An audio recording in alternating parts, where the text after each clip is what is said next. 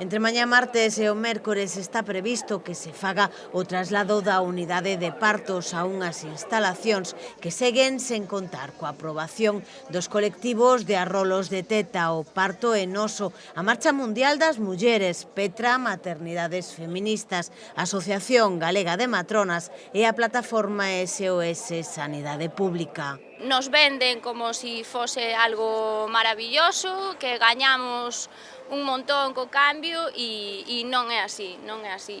E non pode ser que pretendan que teñamos un traballo de parto nestas condicións, que nos teñan separadas cunhas láminas de aluminio, compartindo baño, unha ducha para todas, sin espazo, non pode ser. E volveremos ás veces que faga falta, porque non vamos a aceptar estas condicións.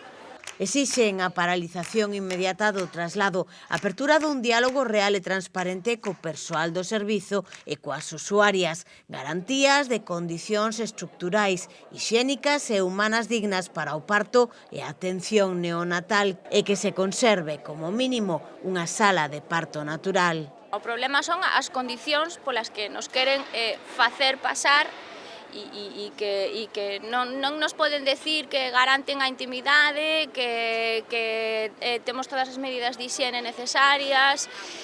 Tiñamos unha soa sala de parto natural, acabámola de perder.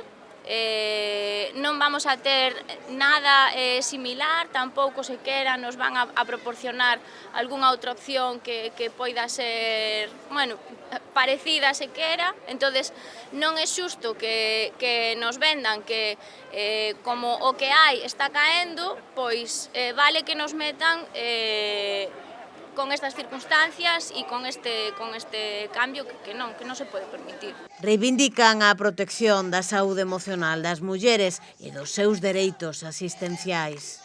A nós gustaríanos que todo o mundo puidese ver o que vimos nós cos nosos propios ollos e, sobre todo, que ese presuposto de 2,7 millóns non sabemos onde está metido e que eso é de todos, porque eses cartos é algo que é de todos, non é só das mulleres embarazadas que estamos aquí. Eses cartos pertencen a toda a cidadanía e non sabemos en que están empleados, en cartéis, en fotografías, porque noutra cousa, en baños, non, en instalacións, non, en espazos, non.